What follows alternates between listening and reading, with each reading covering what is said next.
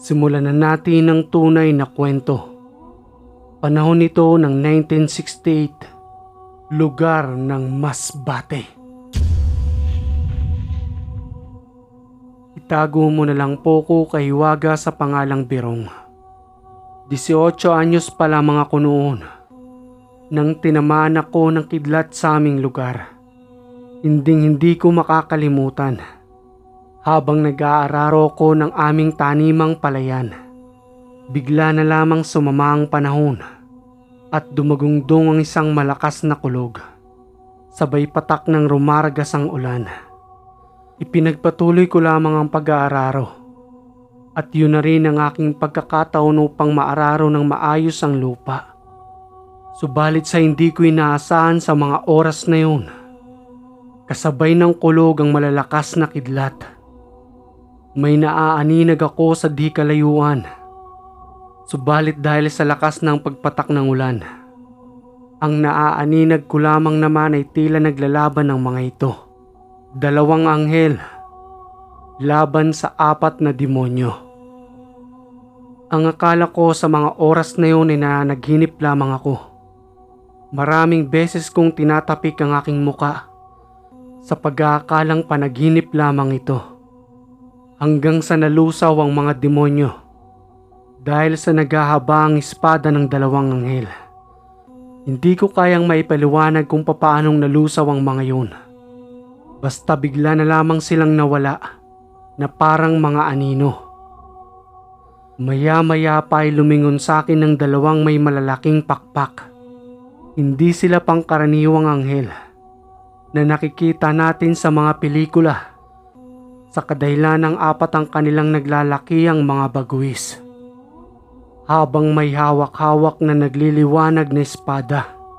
At sa isang kisap lamang ng aking mata, nasa harapan ko na ang 2 anghel. Habang nagwiwika sa akin ang, "Birong, may nakaatang kang tungkulin at kinakailangan mo yung gampanan. May malakas na kidlat na tatama sa iyong harapan. Mag-iingat ka. Sa kadahilan ng maaari kang mawala ng malay sa lakas ng kuryenteng dumadaloy na nanggaling sa kidlat." Hindi ko kayo maunawaan. Anong ibig sabihin ninyo? Isa lamang akong magsasaka. Papaanong magkakaroon ako ng gampanin? Nang bigla na lamang nawala ang 2 anghel, sabay bulusok naman ng isang malakas na kidlat na tumama sa aking harapan. At dahil sa sangasangang kuryenteng dumadaloy sa kidlat, pakiramdam ko sa mga oras na yun ay inihigop ako nito hanggang sa dumaloy sa akin ang malakas na kuryente. At simula doon ay wala na akong maalala. Nagising na lamang ako na nasa loob na ng aming tahanan. Habang nakaupo sa aking tabi, ang aking 2 kapatid na lalaking panganay sa akin. Natagpuan umano nila akong nakabulagta sa putik. Habang ang aking kalabaw na ginagamit sa pag-aararo ay nandoon na sa gilid. Wika pa ng aking panganay na kapatid na nagngangalang Ricky.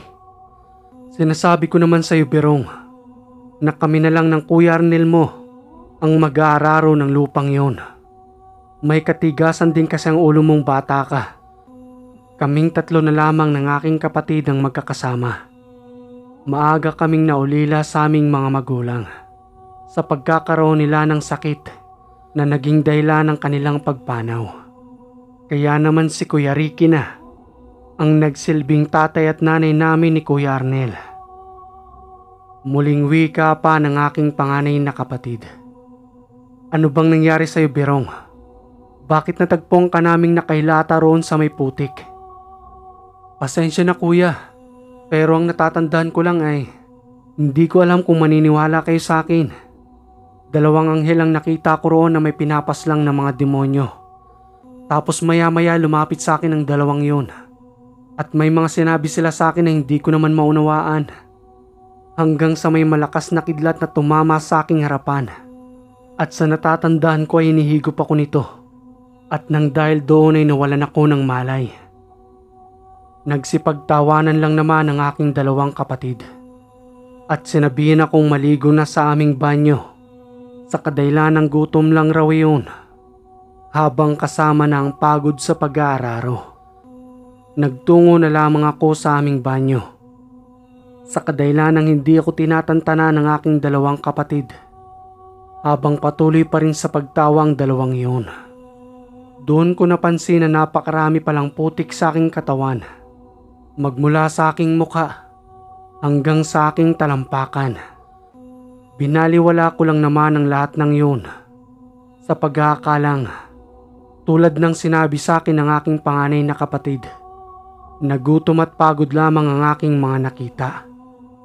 Subalit kinagabihan, habang nasa kasarapan ako ng aking pagimbing, nangusap sa aking panaginip ang dalawang anghel at sinasabi ng dalawang ito na kunin ko raw ang batong kidlat na bumaon sa may putik kung saan ako nag-araro. Hanggang sa kinabukasan ng umaga, muli akong nagtungo roon. Subalit kasalukuyang nandoon si Kuya Ricky, na siya namang nagpapatuloy ng pag-aararo na aking nasimulan. Nagtungo pa rin ako kung saan tumama ang kidlat, habang patuloy na kinakapa ang makapal na putik. Sa pagbabaka sakaling nandoon pa rin ito, napalingon naman sa akin ang aking panganay na kapatid, habang nagtatanong ko anong aking ginagawa roon. Hindi ko naman ito pinansin, sa kadahilanan kung sasabihin ko ang aking napanaginipan, siguradong pagtatawanan lamang ako nito. Maraming mga bato akong nakakapa, subalit nararamdaman kong hindi yun ang aking hinahanap. Hanggang sa malalim-lalim na rin ang aking nahuhukay, at may bumubulong na sa akin sa mga oras na yun na malapit ko na umanong makuha ang batong kidlat.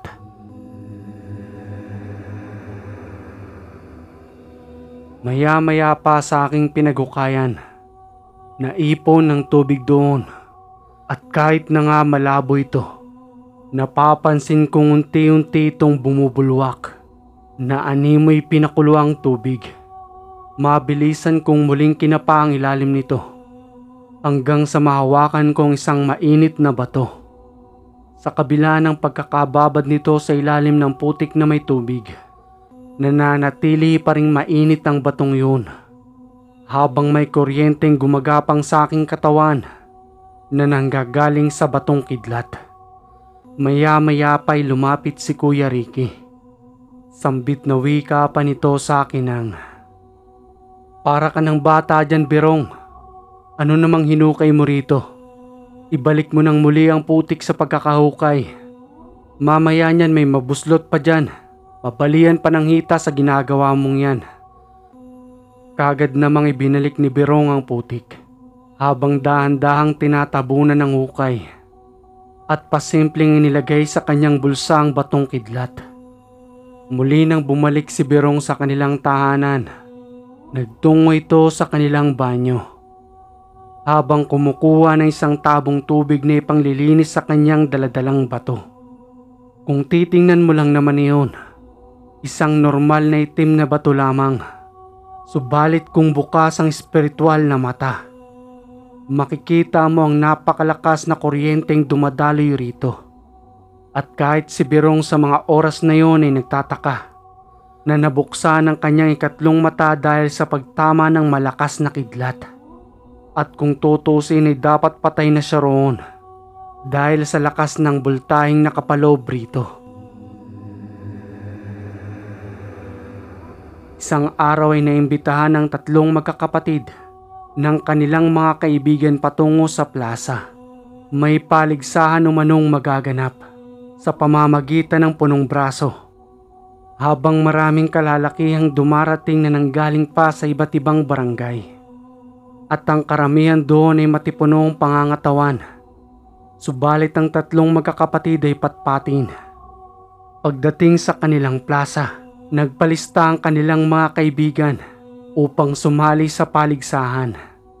Samantalang ang tatlong magkakapatid ay nananatili lamang na sumusuporta sa kanilang mga kaibigan.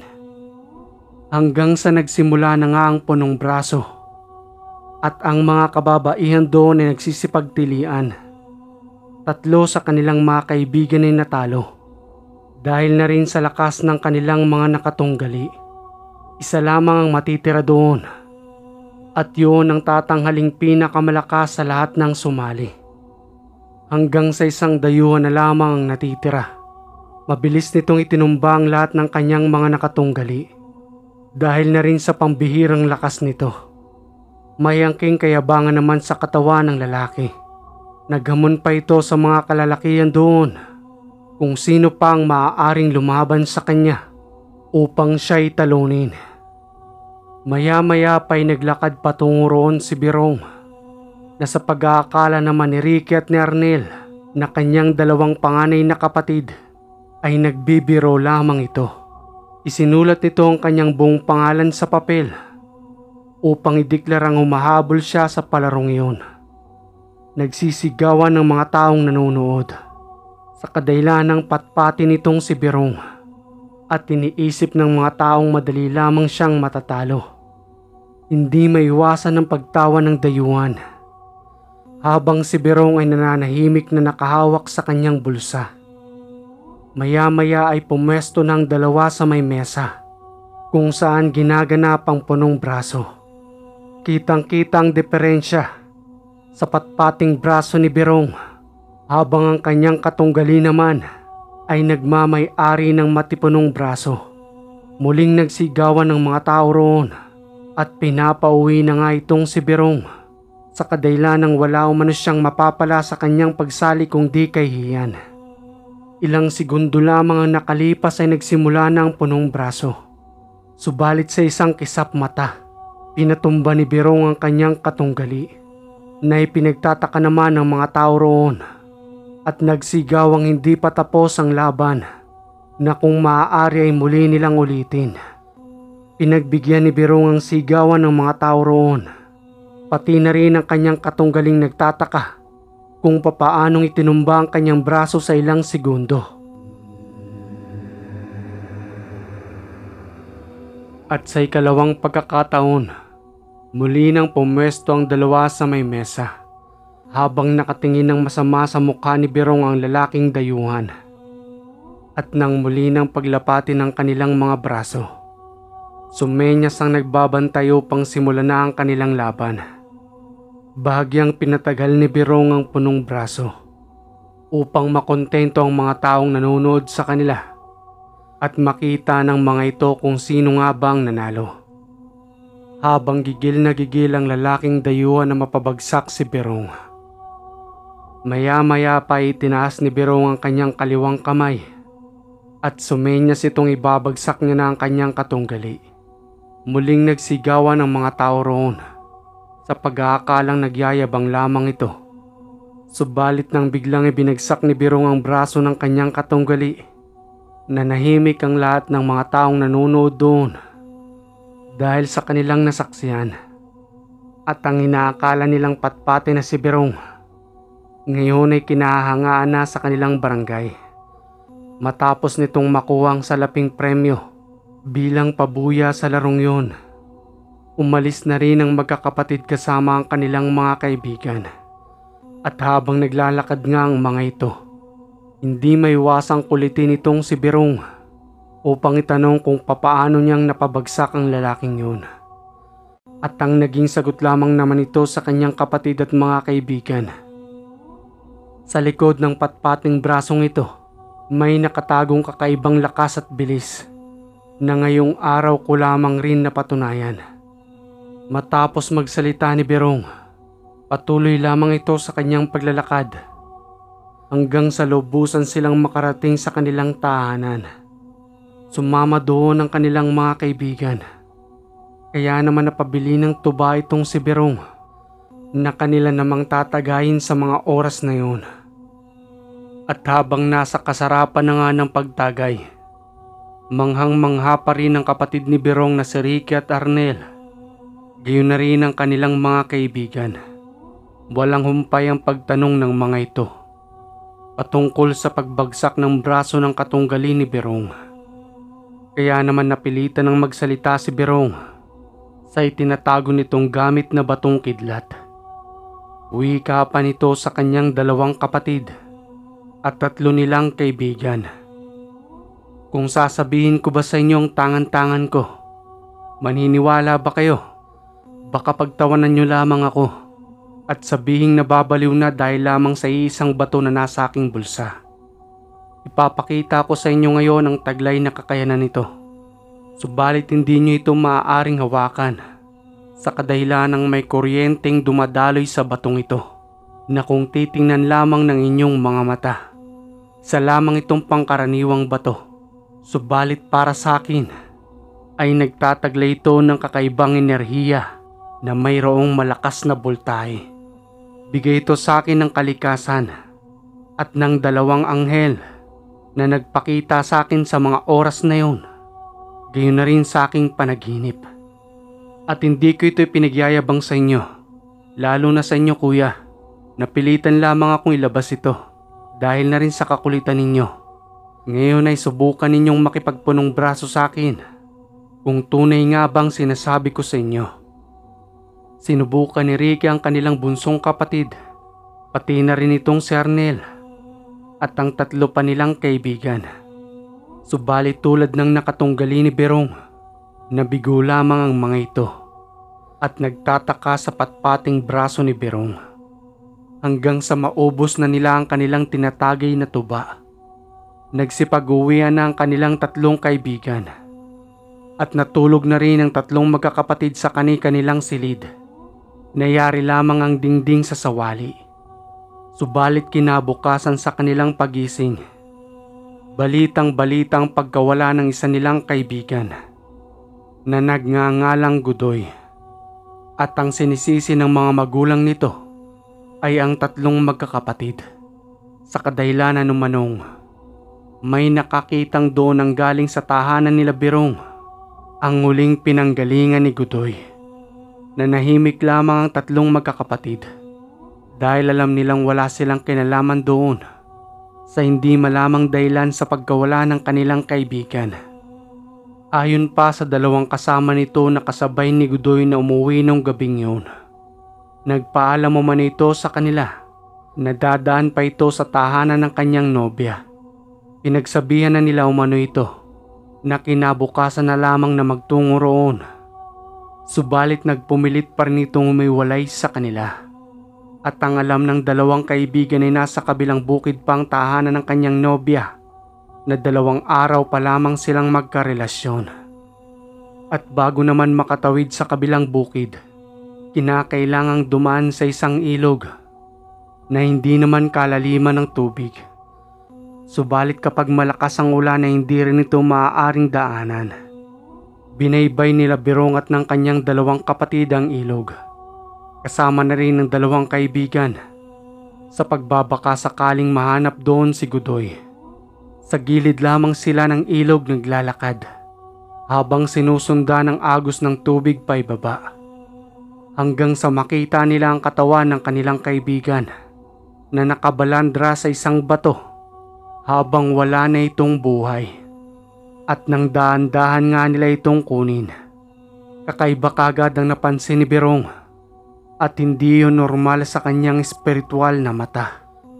May malaking sugat ito sa kanyang leeg at may mga kalmot sa kanyang braso at katawan na ginagamitan naman ng sabulag, kaya hindi makita ng normal na mata ng kanyang kapatid at kaibigan. Pinagtulong-tulungan nila itong buhatin upang ihatid sa mga magulang ni Godoy ang labi nito. At pagdating nga nila roon, pag-iyak at dalamhati ng mga magulang at kapatid ni Godoy ang kanilang nasalubong. Sambit na wika pa ng ama nito habang galit na galit. Umalis na lamang kayo rito at ayaw na namin kayong makita pang muli. Pinabayaan ninyo ang aming anak. Kaya nangyari sa kanya ito. Anong klase kayong mga kaibigan? Magsipagalis na kayo at baka hindi na ako makapagtimpi. Malungkot na nagsipagalisan ng 3 magkakapatid, pati na rin ang 2 nilang kaibigan. Ang ikinababahala lamang ni Berong na nagiging palaisipan para sa kanya ay kung anong uri ng nilalangang pumaslang kay Godoy. Pag-uwi sa kanilang tahanan, kinagabihan ay kinakausap nito ang batong kidlat habang hawak-hawak sa kanyang kanang kamay. Humihingi ito ng tulong roon upang ipaalam kung sinong pumaslang sa kanilang kaibigan. At muling magpakita ang dalawang anghel sa kanyang panaginip upang malaman niya kung sinong pumaslang kay Godoy. Hanggang sa makatulog na nga ito sa kanyang silid na hawak-hawak ang batong kidlat. At sa hindi nga inaasahang pagkakataon, muling nagpakita sa kanyang panaginip ang dalawang anghel. At ang kakaiba roon, ang hawak-hawak niyang batong kidlat ay nagliliwanag na isang espada na may mga nakasulat na salita na kinakailangan niya itong bigkasin upang magamit niya ito sa pakikipaglaban espiritual. Itinuro ng dalawang gabay na anghel kung sino ang pumaslang sa kanyang kaibigan na si Godoy. Kinabukasan ng umaga ay siniwalat niya ito sa kanyang dalawang panganay na kapatid. Wika pa ni Ricky at Arnel matapos magsalita ni Berong. Berong kapatid, mahirap mambintang sa sinasabi mong yan. Wala tayong sapat na ebidensya kung sino nga bang pumaslang kay Godoy. At isa pa kapatid, ano bang magagawa natin? Tugong wika naman ni Berong nang, siguro kayo kuya walang magagawa, pero ako meron. Sabay talikod sa kanyang dalawang kapatid at nagtungo na sa kanilang palayan. At habang abala si Berong sa pagtatanim ng palay, kasalukuyang wala pa roon ang kanyang dalawang kapatid nang marinig niyang mayroong sumisitsit sa kanya at tinatawag ito ng isang matanda. Nakatago ito sa masukal na damuhan sa gilid habang nakalabas lamang ang mukha ng matanda at balikat. Nang nilapitan ito ni Berong at nagwika ng, sino ho kayo at anong ginagawa ninyo dyan? Mamaya niyan makagat pa kayo ng ahas dyan. Hawakan niyo ang kamay ko, taalalayan ko kayong makalabas. Wika naman ng matandang lalaki kay Berong. Hindi na kailangan iho. May sasabihin lamang ako sa iyo. Isa ako sa pinakamatandang ninuno ng ating lahi. Malakas ang iyong espiritual at manang-mana ka sa amin. Naputol ang lahi ng pagiging manggagamot natin dahil sa pagtanggi ng iyong ama upang tanggapin ang lahat ng kakayanan na ibinibigay sa kanya ng iyong lolo hanggang sa mamatay ang iyong ama. Ni isang gamit at kalaman ay wala itong minana. Ay nako, napakatigas talaga ng ulo ng iyong ama. Kaya ngayon nananalasa na naman ang lahi ng mga aswang. Alam mo iho, humahanga ako sa lakas ng espiritual mo. Sa kadailanang nakayanan ng iyong katawan, ang batong kidlat na tangan-tangan mo ngayon. Dahil kung mahina-hina ang iyong espiritual, maaari kang malumporito. Dahil sa lakas ng enerhiyang meron ng batong kidlat na iyong tangan-tangan. Hindi yan pangkaraniwan tulad ng ibang meron ito. Sa kadailanang nanggaling pa yan sa kalangitan na ipinagkaloob sa iyo upang gamitin sa tama at muling mabubuhay ang ating lahi sa pamamagitan mo, iho. At kahit na ikaw ang bunso sa inyong magkakapatid, ikaw pa rin ang napiling pagkalooban sa kadailanang wala yan sa edad, kung di nasa lakas na espiritual na katawan ng isang tao na maaaring tumanggap ng kahit na anumang kapangyarihan. Nang biglang dumating ang dalawang kapatid ni Berong at tinatawag na nga ito upang muli nang bumalik sa kanilang taniman. Nang paglingon niya sa kanyang dalawang kapatid at muling pagtingin sa matandang nasa may damuhan, wala na ito roon at hindi niya na malaman kung saan ito nagtungo. Palingalinga niya pa itong tiningnan at sinipat pa ang masukal na damuhan sa pagbabaka sakaling nagkukubli lamang ito roon. Subalit bigo na siyang makita ang matanda. Kaya naman muli na siyang bumalik sa kanyang dalawang kapatid na kasalukuyan ng nagtatanim. Sambit na wika pa ni Arnel ng, ano bang ginagawa mo doon, Berong? Naghahanap ka ba ng gagamba? Sa edad mong yan ngayon ka pa maglalaro. Nanahimik na lamang si Berong sa kadahilanang hindi siya naunawaan ng kanyang dalawang panganay na kapatid.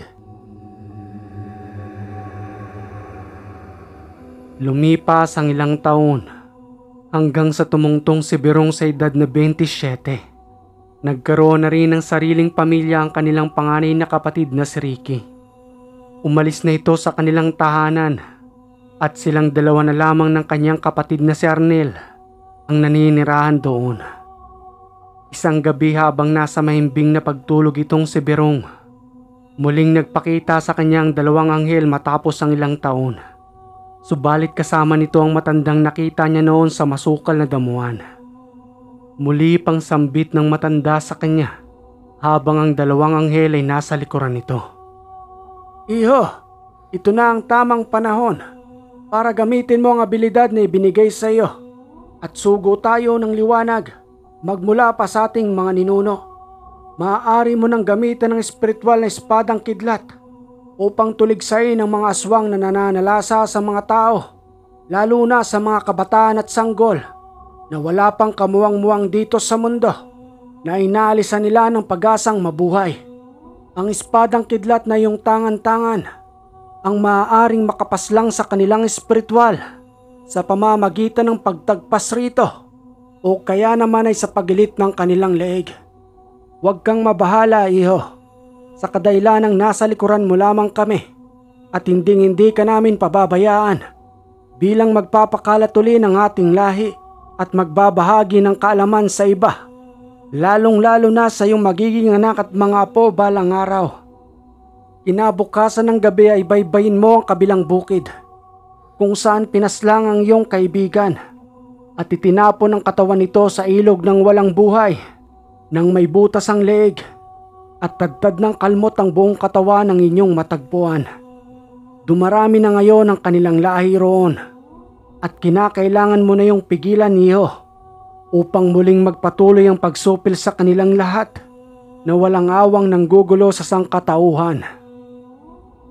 Kinabukasan sa pagising ni Berong, maagang nagpaalam ito sa kanyang kuya Arnel na babaktasin niya kinahaponan ng kabilang bukid.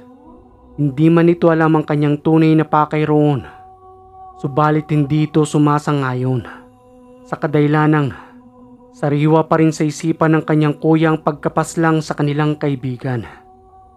Ngunit hindi ito napigilan ni Arnel at kinahaponan ay binaktas ni Berong ang kabilang bukid. Habang naglalakad na nga siyang patungo roon, bandang 7:00 na ng gabi nang marating niya ang ilog. Mababa pa naman ang tubig noon, naabot lamang hanggang sa kanyang tuhod at mapayapa siyang nakatawid sa kabila nito. Dala-dalang isang lampara na nagbibigay liwanag sa kanyang dinaraanan. At habang papalapit siya ng papalapit sa kabilang bukid, bumulong ang matanda sa kanyang isipan at may sinasambit na mga kataga na kinakailangan niyang imantra at iihip sa kanyang buong katawan upang magkaroon siya ng baluti at bakod gayon na rin ng kabal bilang panangga sa kanyang katawan sa hindi inaasahang pagsugod ng mga nilalang. At ang pakiramdam noon ni Berong ay mas lalong lumakas ang kanyang espiritual dahil sa inkantasyong ibinulong sa kanya ng kanilang ninuno. At hindi lang iyon, daglian pa itong pinaluhod sa isang malaking puno at doon ay binasbasa ng dalawang anghel, pati na rin ang matandang ninunong gumagabay sa kanya. At ang pakiramdam nga noon ni Berong ay para siyang isang higanteng nagliliwanag sa dilim na punong-puno ng positibong enerhiya sa kanyang buong katawan, na kahit sinong umarang sa kanyang masamang nilalang ay kayang-kaya niyang hiwain sa pamamagitan ng kanyang espadang kidlat. Patuloy pa rin ang pag-uusal nito hanggang sa makarating sa nasabing pugad ng mga aswang. At sa mga oras na yun, habang nakakubli siyang tinitingnan ng mga nilalang, dinatnan niya ang mga itong nagriritual at sumasayaw na nakapalibot sa apoy na walang saplot. Habang may isang hilaw na baboy ramo na nakatuhog ng nakabaliktad na animoy kanilang alay sa kanilang sinasamba. At ang dugo naman na pumapatak rito ay sinasalo ng kanilang palad at ipinupunas sa kanilang mukha pati na rin sa kanilang katawan. Habang patuloy naman sa kanilang pag-ikot at pagsayaw. At sa tansya ni Berong, bumibilang na ang saling lahi nito sa 15 katao. Kasama na doon ang mga batang wala pang mangmang sa kanilang ginagawa. Maya-maya pa'y nagsisipag-alisan na ito sa kanilang ritual na animoy nakakaramdam na mayroong nagmamasid sa kanila. Habang kinukuha ng mga ito ang mga bata at dinadala sa isang madilim na lugar na hindi na kayang maaninag ni Berong. Nagulat na lamang si Berong nang biglang may nagsalita sa kanyang likuran at boses iyon ng isang lalaki. Sambit na wika pa nito sa kanya nang, "Anong ginagawa mo rito? At sino kang tampalasan na pumasok sa aming teritoryo? Tumayo ka sa iyong pinagkukublihan at tumarap ka sa akin." Sa pagharap ni Berong, isang matipunong lalaki ang nasa kanyang harapan habang wala itong saplot na nagkalat ang dugo sa kanyang katawan. Ni hindi ito nagpapalit ng anyo, subalit mayroon itong matatalim na kuko, pati na rin ang 2 pangil na naaaninag ng kanyang lampara. Tugong wika pa ni Berong nang, "Hindi ko na kailangang magpakilala pa sa iyo kahit na isa sa inyo. Sa kadahilanang naparito ko upang lipulin kayong lahat. Ipaghihiganti ko lamang ang aking kaibigan na pinaslang ng isa sa inyong lahi na pinagkatiwalaan niya upang maging nobya. Ilang taon na rin ang nakalipas at ito na ang tamang pagkakataon upang may paghiganti ang aking kaibigan. Huwag kang mag-alala, kampo ng kadiliman. Mabilis lamang ito upang maihatid ko na kayong lahat sa impyerno." Sunod-sunod na ang pagdating ng mga nilalang sa kanyang harapan at isa-isa rin itong kinitlan ni Berong ng buhay. Nagliliyab ang katawang lupa ng mga ito sa bawat pagtama ng espadang kidlat na tumutupok sa kanilang katawan.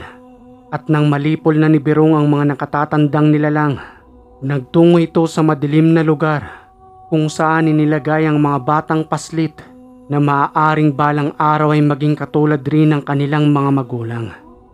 Hindi kayang paslangin ni Berong ang mga yon sa kadahilanang wala pang muwang ang mga ito habang nakatingin lamang sa kanyang nakaupo na inaaninagan ng kanyang daladalang lampara. Bulong pa sa kanya ng matanda na magbitaw na lamang ng mga inkantasyon at ibasbas ang mga salitang iyon sa mga bata. Matapos gawin ni Berong iyon, sumuka ang mga ito at may iniluwal na naglalaputang mga laway na may kasamang itim na bato na kinuha naman ni Berong isa-isa. At dahil nga wala ng mga magulang ang mga batang ito, isinama niya itong bumaba ng bukid at kinupkop sa kanilang tahanan. Sambit na wika pa ni Arnel ng kanilang pagdating. "Sino naman ang mga batang yan, Berong? At bakit may mga nagkalat na dugo sa kanilang mukha at katawan? Anong nangyari sa mga batang ito?" "Saka ko na ipapaliwanag sa iyo, kuya. Ang mahalaga ay nandirito na sila at ako na ang mangangalaga sa mga batang ito ngayon." "Anong sinasabi mo, Berong? Hahanapin niya ng kanilang mga magulang. Hindi mo maaaring angkinin ng mga batang yan. Ibalik mo kung saan mo sila nakuha." Hindi sumasang-ayon ang kapatid ni Berong na manatili sa kanilang tahanan ng mga bata. Subalit masinsinan niya itong kinausap. Ipinaliwanag niya rito ang lahat ng mga nangyari at bakit kinakailangan niyang kupkupin ang mga ito. Hanggang sa maunawaan at matanggap ng kanyang kapatid. Kaya naman nanatili ang mga batang iyon sa bakanting silid ng kanilang kuya Ricky. At ang 4 na kabataang ito ay nasa edad 5 taon at 6 na taon pa lamang. Pinainom pa ni Berong ang mga kabataang ito ng tubig na kanyang dinasalan, saka binigyan ng kanilang pagkain. Matapos noon ay sa kanya pinaligo isa-isa dahil sa nagkalat na dugo sa kanilang katawan. May mga inkantasyong salitaring itinuro sa kanyang matanda at iihip niya umano sa puyo ng mga kabataan kapag maimbing nang natutulog ang mga ito upang mawala umano sa kanilang memorya ang lahat ng kanilang mga nakaraan. Hindi pa tapos ang misyon nitong si Berong. Sa kadahilanang may mga mangkukulam pang binabanggit sa kanyang matanda. Habang nag-aalaga ang mga ito ng sigbin at iba't ibang uri ng elemento na kanilang ginagamit bilang utusan. Dumoble naman ang sipag ni Berong sa pagsasaka. Sa kadahilanang may mga bata na siyang inaalagaan na araw-araw nang umaasa sa kanya. Sambit na wika pa ng kanyang Kuya Arnel. Maaga ka tuloy naging tatay ngayon, Berong.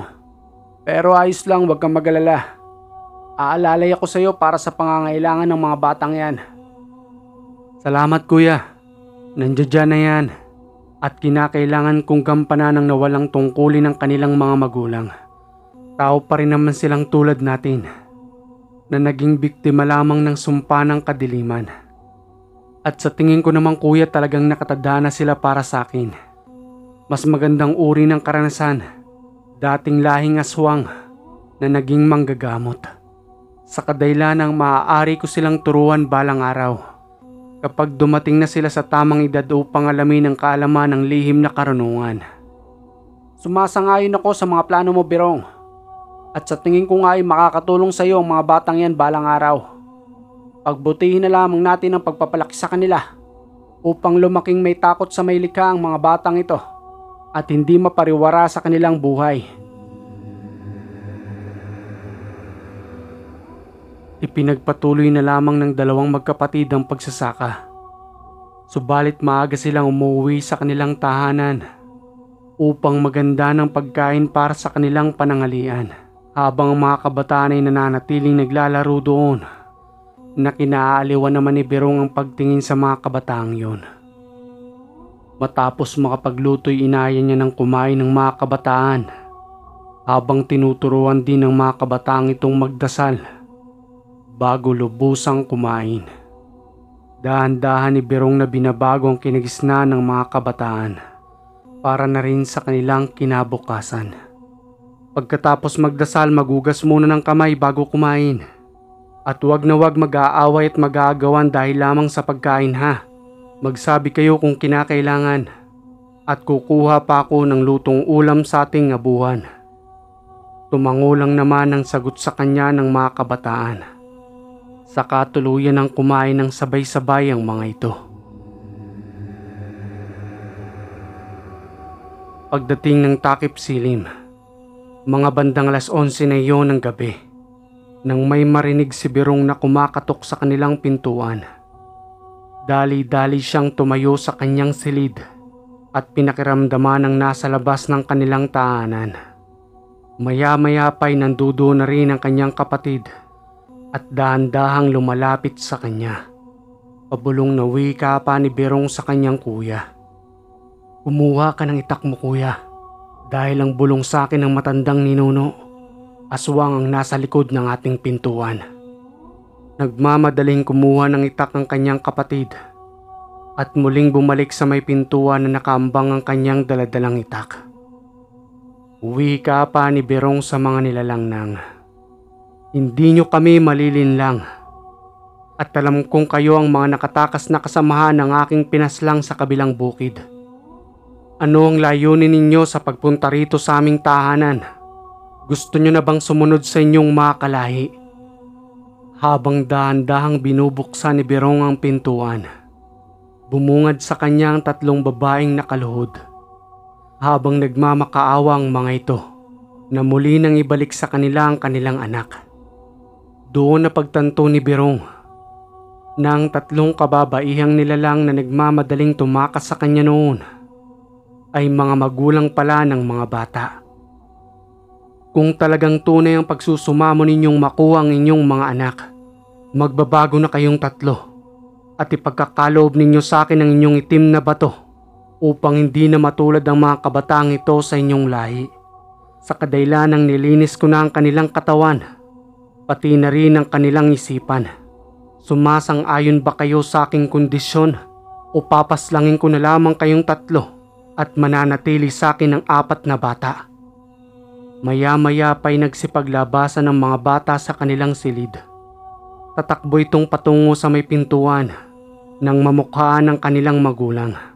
Subalit hinarang iyon ni Arnel at lumabas si Berong ng pintuan upang ikandado ni Arnel ang trangkahan at hindi makalabas ang mga kabataang iyon na nagmamakaawa ring pumunta sa kanilang ina.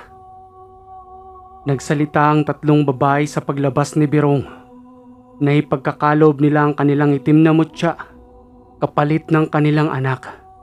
Yumuko ang mga ito at nagbitaw ng mga lihim na salita itong si Berong habang nakataas ang kanyang kanang kamay na bagyang nakatapat sa ulo ng tatlong babae.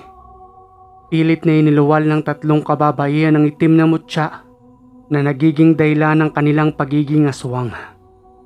At nang pumatak na nga ito sa lupa, isa-isang kinuha iyon ni Berong at muling pumasok sa loob ng kanilang tahanan upang kumuha ng 3 basong tubig na kinargahan ng usal at pinainom sa 3 kababaihan. Pagkatapos noon ay nanghinang 3 na animoy mawawala ng malay. Pinagpahinga lamang iyon ni Berong habang patuloy na pinagmamasda ng kababaihan. Muling sambit pa nito ng, "Meron bang nakakakilala sa inyo ng aking namayapang kaibigang si Godoy?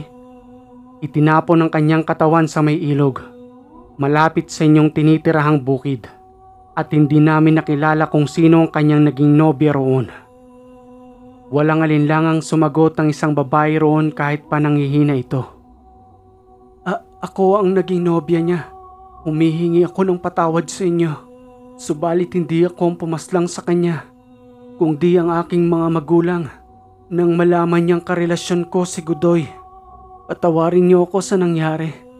Pilit kong pinipigilan ang aking mga magulang, subalit patuloy pa rin nilang sinunggaban si Godoy hanggang sa mawalan nito ng buhay. Isa ba ang mga magulang mo sa aking napaslang sa bukid? Oo, at wala na sila ngayon. Kaming 3 na lamang ang natira, pati na rin ang aming mga anak. Tutuparin naming 3 na magbabagong buhay na kami. Ibalik mo na lamang sa amin ang aming mga supling dahil sila na lamang natitira sa amin. Nararapat lang na tuparin ninyo ang inyong mga pangako. Dahil kung hindi, tutugisin kong muli kayo at muli kong kukunin ang inyong mga anak.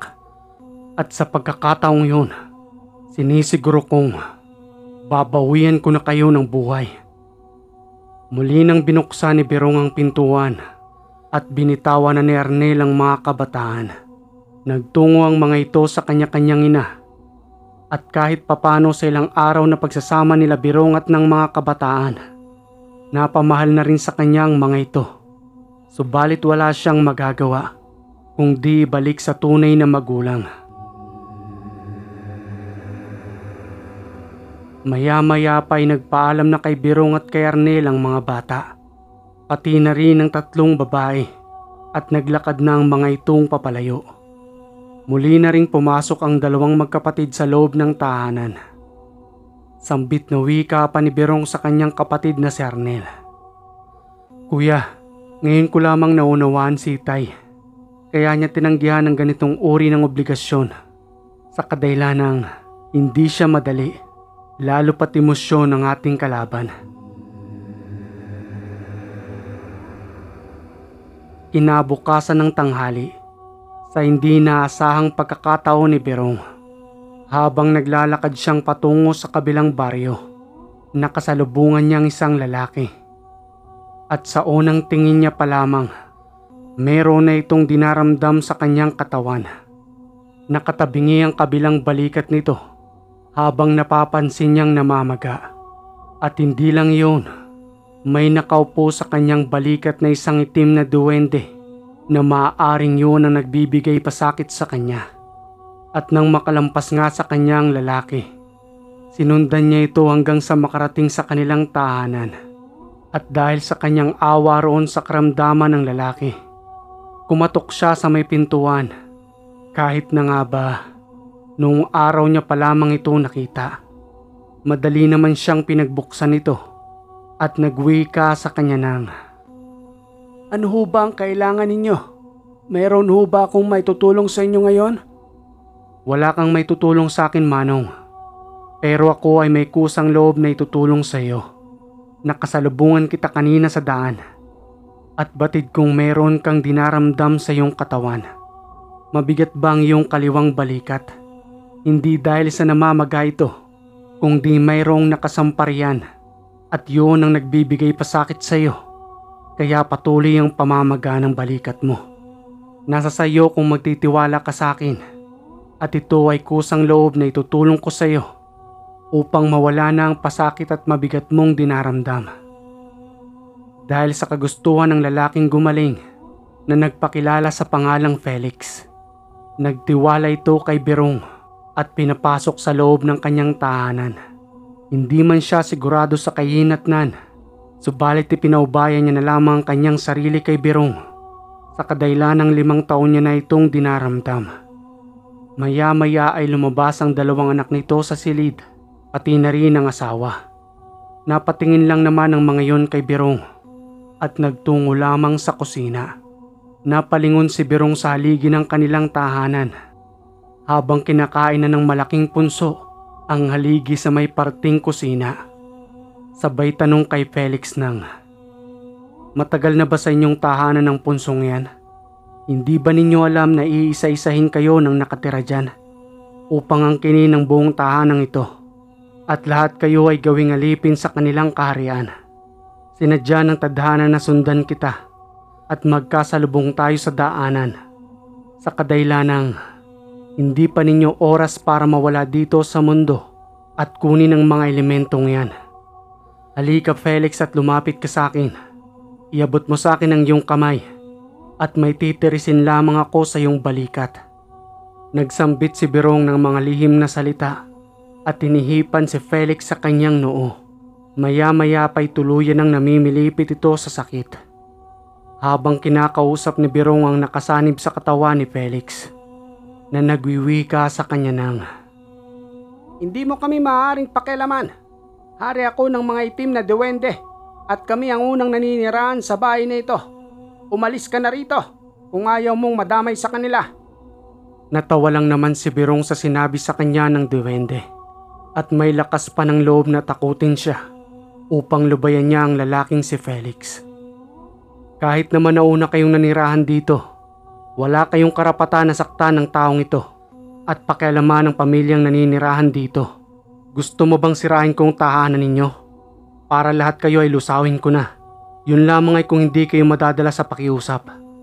Tingnan nyo nga ang ginagawa ninyo. Kinakain na ng inyong punso ang haligi ng tahanang ito upang ipahiwatig na kayo ang naghahari-harian dito. Gusto mo bang tanggalan kita ng itim na sombrero para hindi ka natawaging hari sa inyong tahanan?" At dahil sa takot ng lamang lupa, lumambot ito kay Berong at nagsabi mismong pagagalingin niya na si Felix. Nagulat ang asawa at anak ng kanyang ginagamot nang mapansin nilang maliit na tinig ang lumalabas kay Felix. Habang patuloy nitong hinahaplos ang kanyang balikat ng nakapikit, na animoy tinatapon ang lahat ng kanyang inilagay roon. Ayon pa sa lamang lupa, na mga damo mano ang kanyang inilalagay sa balikat, pati na rin mga lupa sa paligid ng kanyang tahanan. Kaya pala patuloy ang pagbigat nito, gayon na rin ang pamamaga. Espiritual ang pamamaraan iyon na hindi kayang makita ng normal na mata. Kaya naman ang madalas na makikita lamang roon ay ang pamumula at pamamaga ng balikat.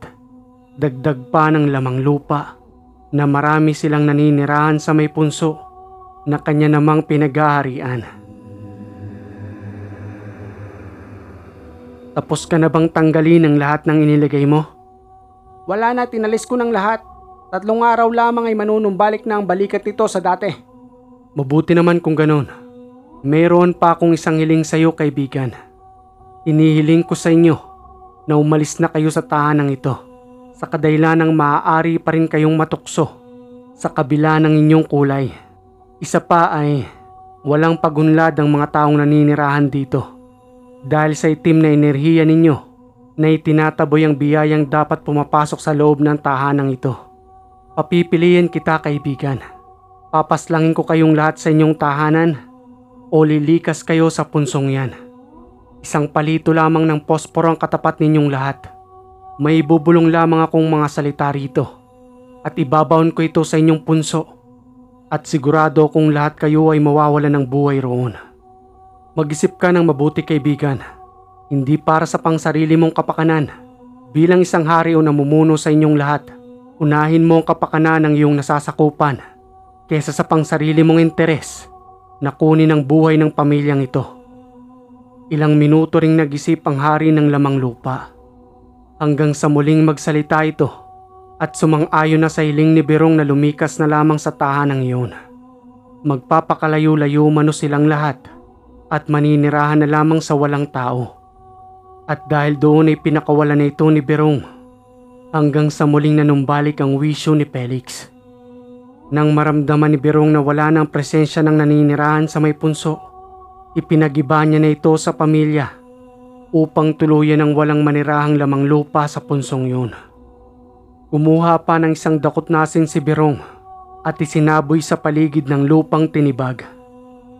Maya-maya pa'y nagpaalam na ito sa pamilya at labis naman ang pasasalamat ni Felix sa kanya sa pagkakataong nagkasalubong sila sa isang daan upang sundan siya nito at tulungan. Saglit lamang, Ginoo. Kanina mo pa akong ginamot at tinulungan, pero hindi ko alam ang pangalan mo. Saan ba kita maaaring makita muli kung sakaling nangangailangan pa rin kami ng tulong mo? Diyan lamang ako sa kabilang sityo. Ipagtanong-tanong mo lamang ang pangalang Berong. Kilala ko roon dahil sa pagsali ko noon sa isang paligsahan. Alam mo na yung palakasan ng braso o tinatawag nating punong braso, at dahil doon ay nakilala ko. Ipagtanong-tanong mo lang ang pangalan kong Berong. Ituturo ka na roon kung saan ang tahanan ko. Maraming salamat ulit sa iyo, Berong. Pasensya ka na kung wala man lang kaming naibigay sa iyo. Dahil na rin sa paulit-ulit kong pagpapagamot sa ospital na wala naman silang makitang dahilan kung anong sakit ko. Huwag mong isipin yun, Felix. Ang mahalaga ay maayos ka na ngayon at wala nang manggugulo sa inyong tahanan dito. At kung sakali mang merong nangangailangan ng tulong, huwag kang mahihiyang dalahin sa aming tahanan. Bukas ang bahay namin para sa lahat. Matapos ay naglakad ng papalayo si Berong at binaktas ng muli ang daan patungo sa kanilang sityo. Pagkarating nito sa kanilang tahanan, dinatnan niyang wala roon ang kapatid nitong si Arnel. Kaya naman nagtungo ito sa kanilang sakahang palayan upang tingnan kung nandoon ang kanyang kapatid. At ang dinatnan niya lang naman doon ay ang kanilang kalabaw na nakatali sa isang puno. Maya-maya pa'y dumating ito habang may bitbit na isang medalyon at libreta. Saan ka ba galing, kuya? Kanina pa kitang hinahanap.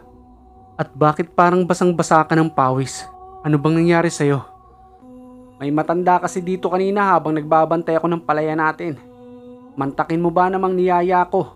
At may pupuntahan lamang daw kami. Kailangan niya lang raw ang tulong ko. Pero napapansin kong kanina pa kaming lakad ng lakad. Hanggang sa makaabot kami sa isang malaking puno. Itinuro niya sa akin yung kanang bahagi at nakiusap na hukayin ko raw hanggang sa makita kong hawak-hawak ko ngayon. Para raw ito sa iyo. At nagpakilala sa akin ng matanda na siya raw ang ninuno natin. Tapos pinabalik na ako rito. Maya-maya lang sa muli kong paglingon sa kanya ay wala na siya roon. Nakabalot pa ito kanina sa isang makapal na plastik habang nakalagay sa isang babasaging garapon na medyo may kalumaan na. Ang nagpakita sa iyo, kuya, ay si Lolo Abo.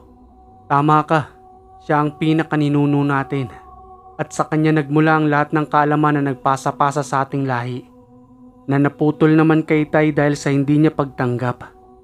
Maraming salamat, Kuya Arnel, sa pagsunod sa kanya at paghukay ng gamit na ito dahil alam niyang mas kinakailangan ko ito ngayon. Pinag-aralang mabuti ni Berong ang libreta. Isinagawa ang iba pang mga ritual doon upang subukan ito sa pamamaraang nakalathala sa itim na libro. At ang ipinagtataka niya lamang doon, animoy matagal nang nakabaon ng libreta sa lupa pati na rin ang medalyon.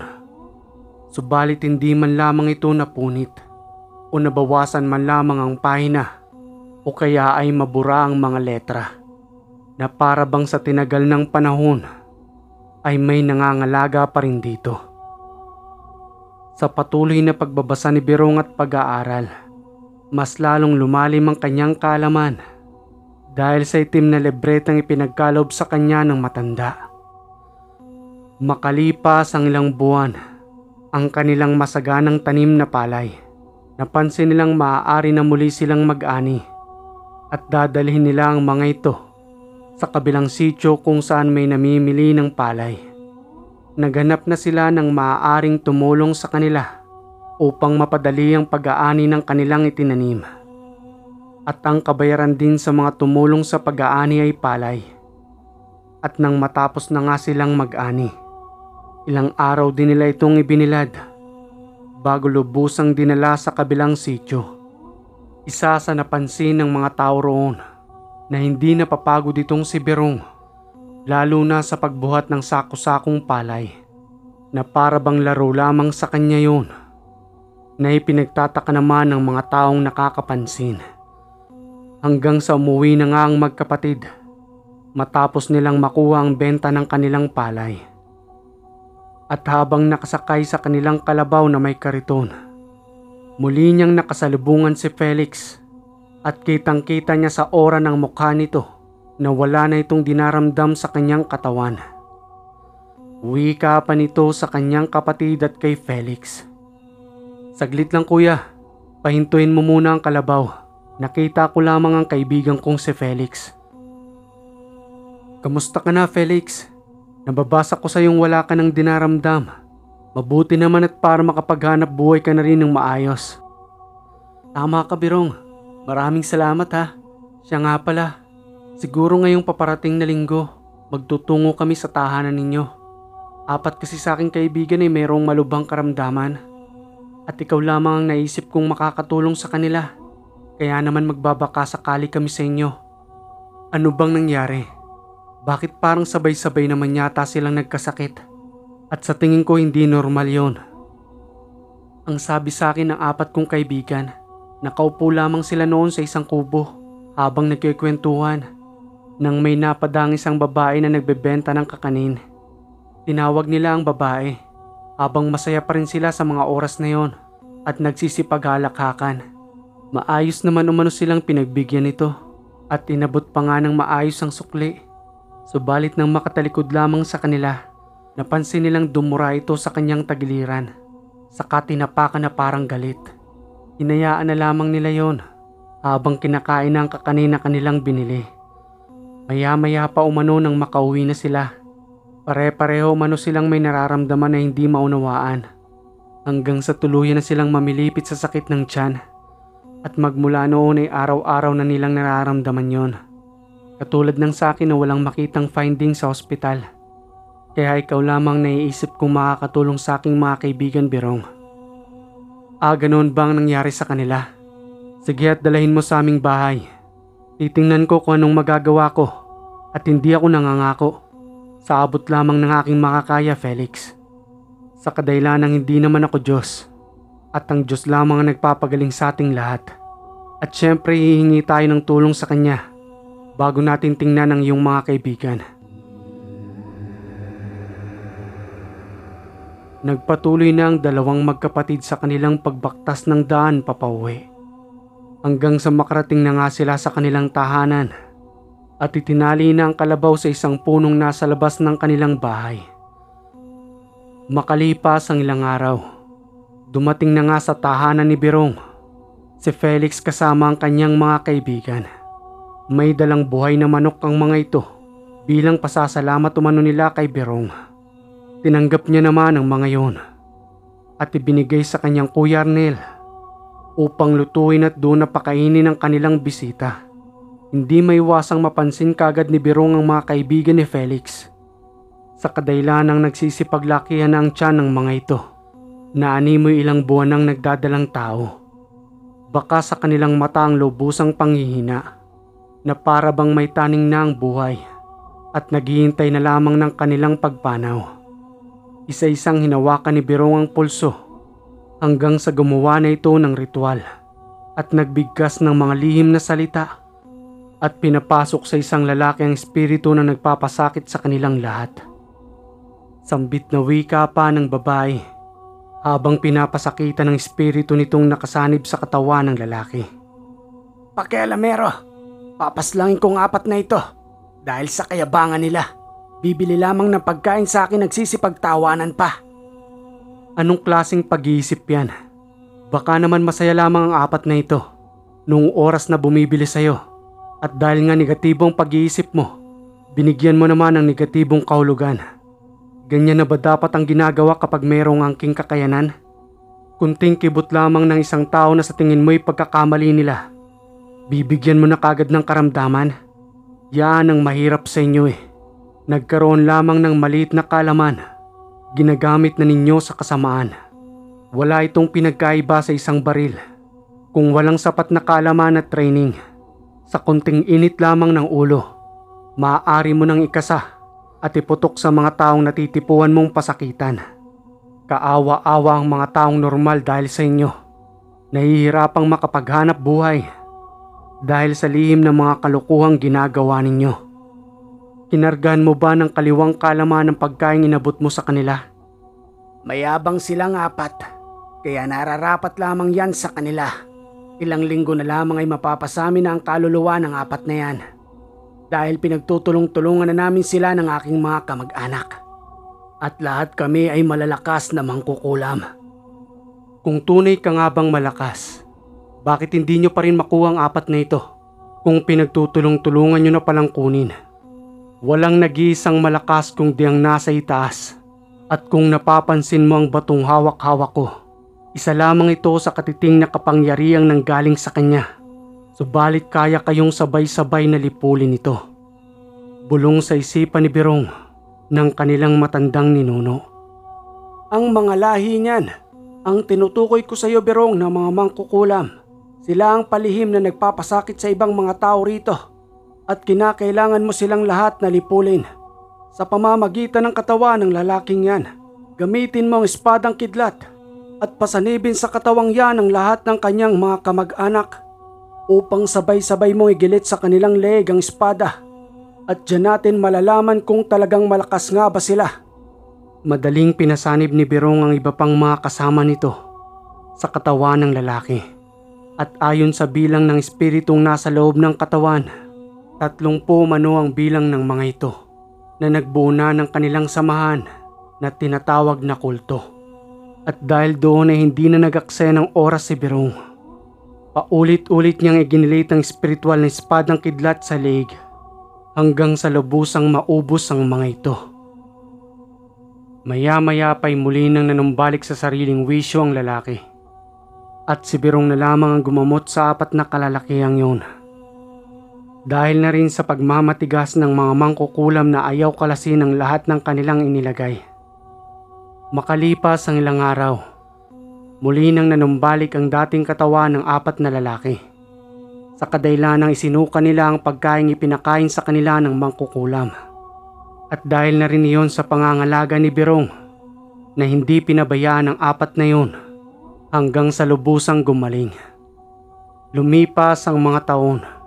Nagkaroon na rin ng sariling pamilya itong si Berong at ang lahat ng kanyang kaalaman ay pinamana na sa kanyang lahi.